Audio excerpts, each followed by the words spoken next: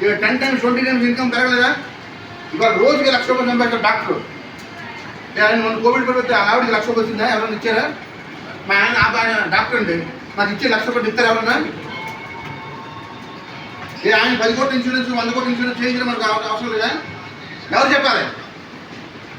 పొద్దున్న లేస్తే దేవుడు దండం పెడుతున్నాం, దేవుడు కాపాడు, దేవుడు కాపాడు. అరే నేను 148 కోట్లు జనానికి ఒక దేవుడు అయిపోతారా? ఒక దేవుడు రాగలరా? అని నేను రాలేను సార్ అని అన్నాడు. నేను నాకు నా తాలూకా రిప్రజెంట్ పంపిస్తాను. నా రిప్రజెంట్ ఎవరు?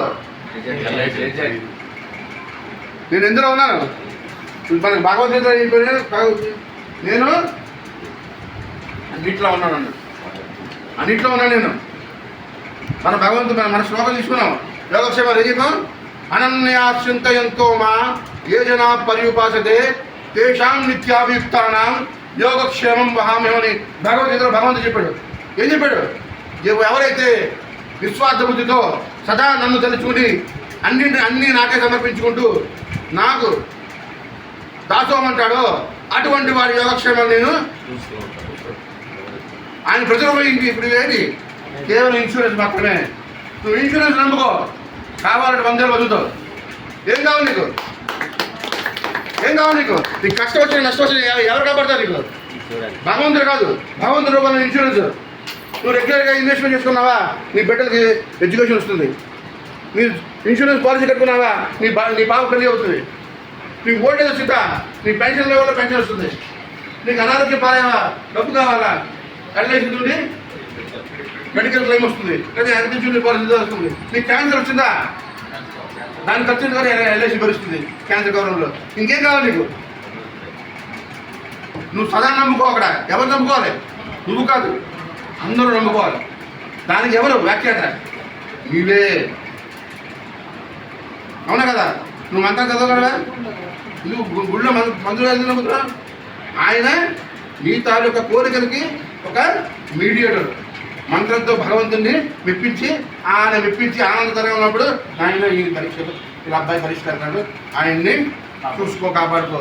లేదంటే ఈయన ఆపరేషన్ అవుతుంది, ఈయన ఆరోగ్యం బాగుంది, ఆయన ఉన్నందుకు ఓకే సదా ఓకే అంటాడు. అవునా కదా?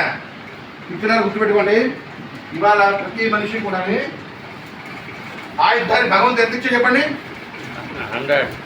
100 ఏళ్ళు నిండు 100 ఏళ్ళు హ్యాపీగా జీవించమని చెప్పాడు. అవునా? ప్రతి ఒక్కరు లైఫ్ ఎంత 100 ఏళ్ళు. 100 ఏళ్ళు కూడా మనం సంపాదించగలమా? 100 ఏళ్ళు మనం సంపాదించలేం. మనం కొంతమందికి 25 ఏళ్ళకి వస్తుంది, కొంతమంది 30 ఏళ్ళు వస్తుంది. కానీ సంపాదన ఆగిపోయింది రిటైర్మెంట్. 60 నిండిన తర్వాత నెక్స్ట్ డే వచ్చి బ్రాంచ్లు వచ్చి నేను సర్వీస్ చేద్దామని అనుకున్నా కూడా నాకు గవర్నమెంట్ ఆర్డర్ ఇవ్వచ్చు, ఇవ్వకపోవచ్చు. సాధ్యమంది ఇవ్వదు అంతే. ఎందుకంటే వాడు రిటైర్డ్. సో మిత్రులారా, ఎవరైతే ఇది డిపెండెంట్ లైఫ్, అవునా, ఇది income life, A to Z ఎవరికైనా సరే ఒకటే లైఫ్, ఎవరికైనా సరే ఒకటే. ఎవరైతే ఈ ఇన్కమ్ గ్రూప్లో ఉన్నవాళ్ళు సరిగా ఇన్వెస్ట్ చేయగలిగి బాగా సంపాదించుకుని కరెక్ట్గా ఇన్వెస్ట్మెంట్ చేసుకుంటే 60 తర్వాత వారి దారి 3 దారులు వెళ్తుంది. ఒకటి హ్యాపీ లైఫ్, రెండోది మళ్ళీ వర్క్ చేసుకోవడమే జీవితాంతం, మూడోది డిపెండెంట్ లైఫ్. గుర్తున్నారా? గుర్తుపెట్టుకోండి. ఎవరైనా సరే మన కష్టపడవచ్చు, ఎవరైనా సరే వాడికి ఇదే దారులు. మంచి పెన్షన్ స్కీమ్లో పెట్టుకున్నాడా, రిటైర్మెంట్ అయితే మంచి పెన్షన్ వస్తుంది, పిల్లల ద్వారా హ్యాపీగా ఉంటాడు. సంపాదన ఖర్చు పెట్టుకుని ఏ రోజు కాదు ఉన్నాడా, అతనికి 60 తర్వాత కూడా మళ్ళీ ఉద్యోగం వెళ్ళాలి. కానీ అందరికీ అవకాశం రాదు. ఎందుకంటే కొంతమందికి బీపీ, షుగర్లు, యాక్సిడెంట్లు, కాళ్ళు చేతులు రాకపోవడం, కాళ్ళు చేతులు లాగేస్తున్నాను, మాత కూర్చొని అడుక్కోలేదు. ఇచ్చినాలే పెద్ద ఆస్తి కోసం ఇచ్చినాం అని కాళ్ళు తెలుస్తుంటే బాధ. కానీ ఈ పరిస్థితులను కాపాడేవాడు ఎవరు? ఏకైక వ్యక్తి ఎవరంటే ఏజెంట్ మాత్రమే. వాడు ఎంత సంపాదించుకోవచ్చు, కానీ సరైన ఏజెంట్ తగలకపోతే వాడి బతుకు బస్ స్టాండే.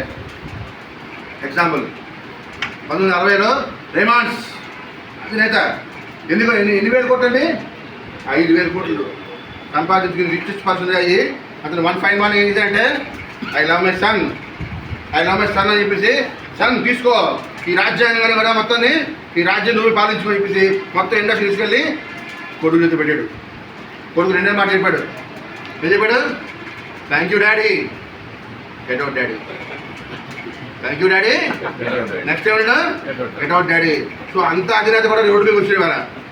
ఇవాళ కోర్టులో పోరాడతాడు, నాకు పెన్షన్ కావాలి సార్, నా మెయింటెనెన్స్కి, నా మెడిసిన్స్ కూడా ₹1 నాకు కొడుకు ఇవ్వట్లేదు. ఇప్పుడు అర్థమైందా? డబ్బు సంపాదించడం కాదు, నీకంటూ కొంత పెన్షన్ ఏర్పాటు చేసుకోవాలి. మనం ఉదయం నెక్స్ట్ భగవంతుని దండం పెడుతున్నాం. భగవంతుని తరగ ఫోటో ఎలా ఉంటుందండి? ఏమంటాడు? ఒక అభయస్తం చూపిస్తుంటాడు. ఈ అభయస్తం కనుక మార్గం ఏంటంటే ఈ వేరే చూపిస్తుంటే యాండిటీస్ చేసుకున్నారా, నువ్వు కోటీశ్వరుడు కాదు, పేదవాడు కాదు, పెన్షన్ అనేది అవసరము. సార్ నాకు పెన్షన్ పాలసీ అవసరం లేదు సార్, ఎందుకంటే నా దగ్గర 5 అంతస్తులు బిల్డింగ్ ఉంది సార్, 10 అంతస్తులు బిల్డింగ్ కట్టుకున్నాను సార్, నాకేం అవసరం లేదు సార్, రెంట్ వస్తే ఏంటి పోతారు సార్ జీవితం అని భగవంతుడు అన్నీ ఆశిస్తారు. కానీ మన టర్కీలో ఏం చేశాడు? ఏమొచ్చింది? భయంకరమైన భూకంపం వచ్చింది. ఆ 10 అంతస్తుల మేడ కూడా 5 నిమిషాల్లో. సార్ నాకు 10 ఎకరాల భూమి ఉంది సార్, 10 ఎకరాల భూమి ఉంది, హ్యాపీగా ఉంది. మనం వర్షాలు వచ్చేమంటే వరదలు కొట్టుకెళ్ళిపోయింది, ఇక్కడ అక్కడ నువ్వు పంట పండించిన ఉపయోగం లేదు, లేకపోతే భూమి కుంగిపోయింది. సార్ 10 లక్షలది ఎకరం భూమి సార్, మీకు కావాలంటే ₹1,00,000 తీసుకుంటారా? పనికిరాని భూమి నువ్వేం తీసుకుంటావా? సో కెనామిటీస్ ఇవాళ మన ఆస్తిని పట్టుకెళ్ళిపోగలవు. కానీ జీవన శాంతి వచ్చి చేసుకున్నాం ఒక ₹1,00,00,000కి, దాన్ని కెనామిటీస్ ఏమైనా చేయగలవా? ఏమైనా ఆపగలవా? సో ఫ్రెండ్స్, ఇవాళ మనకి పెన్షన్ స్కీమ్స్ అనేది అవసరము. అది ఎవరు చెప్పాలి? నువ్వే చెప్పాలి. ఎందుకంటే దానికి మార్గదర్శి నువ్వే. అవసరం లేదు చెప్తాడు, చెప్పాలి. ఎందుకంటే నేను పాలకొల్లో పనిచేసినప్పుడు కోటీశ్వరుడి ఇంటికి వెళ్ళాను. ఆయనకి ఇలాగే షాపులు ఉన్నాయి, మేడలు ఉన్నాయి, మిత్రులు ఉన్నాయి, అట్లాగే మంచి ఫంక్షన్ హాల్ కూడా ఉంది. ఎంతోమంది ఏజెంట్ వెళ్ళాను, కానీ నేను కూడా వెళ్ళాను. సార్ ఒక ₹1,00,00,000 మీద ఉన్నాయి కాబట్టి వేసుకోండి సార్ అన్నాను. ఏంటి సార్ మాకు ఉపయోగం?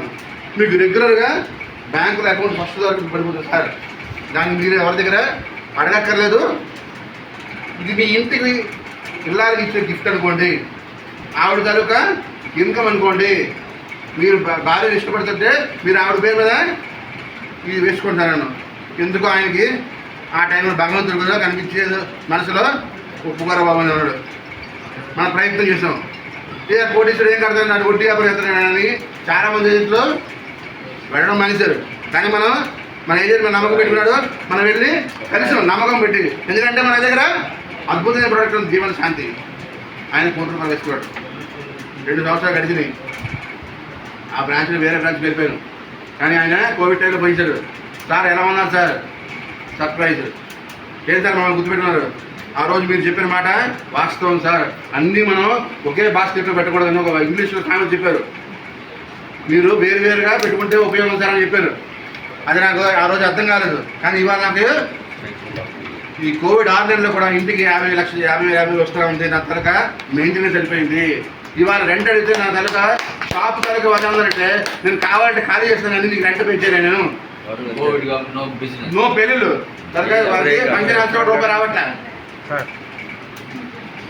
ఇవాళ నా మెయింటెనెన్స్ 50,000 నాకు ఇవాళ తెలిసింది సార్. ఎందుకంటే డబ్బులు వస్తే ఖర్చు పెడతాను, డబ్బు మీద నాకు తెలియలేదు. బ్యాంకులు ఉన్నాయా? లేవు, క్లోజ్. అటువంటి పరిస్థితులు ఇవాళ నాకు మీరు చాలా మంచి పని చేసేసారు అన్నాడు. అట్లాగే ఒక బ్రాంచ్ మేనేజర్ 10% ఇంట్రెస్ట్ వస్తుంది స్టేట్ బ్యాంక్లో. మన LIC